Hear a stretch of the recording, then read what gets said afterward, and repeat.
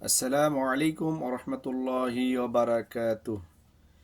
ইন্নাল হামদালিল্লাহি কাফা ওয়া সালামুন আলা ইবাদিহিল্লাযীনা ইসতাফা আম্মা বাদ।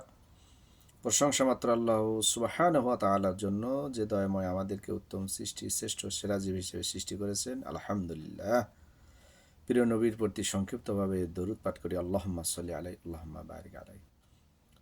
কোনো ব্যক্তিকে গালি দেওয়া এটা বড় গুনাহ।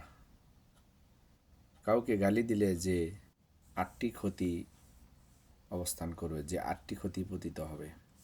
১. গালি দেওয়ার কারণে কবরে আযাব বাড়বে। ২. ভালো মানুষের পরিচয় নষ্ট হয়ে যাবে। ৩. জাহান্নামের আগুনে তোমার জন্য অপেক্ষা করবে। ৪. মানুষের হৃদয় ভেঙে যাবে। ৫. আত্মার শান্তি নষ্ট হয়ে যাবে। ৬. সামাজিক মর্যাদা কমে যাবে। ৭. সম্পর্ক নষ্ট হয়ে যাবে। পরস্পর মানুষের ভিতরে সম্পর্ক নষ্ট হয়ে যাবে। ৮. আল্লাহর কাছে অপছন্দনীয় কাজ, বড়ই অপছন্দনীয় কাজ। আল্লাহ সুবহানাহু ওয়া তাআলা কোনো মুসলিম ব্যক্তি যেন কোনো মুসলিম ব্যক্তিকে আমরা গালি না দেই। আল্লাহ তাআলা এই বড় গুনাহ থেকে এবং এই ৮টি ক্ষতি থেকে আল্লাহ আমাদেরকে হেফাজত করুন। আল্লাহ এ থেকে আমাদেরকে বেঁচে রাখুন। আমরা যেন কাউকে গালি না দেই, কোনো মানুষকে গালি না দেই।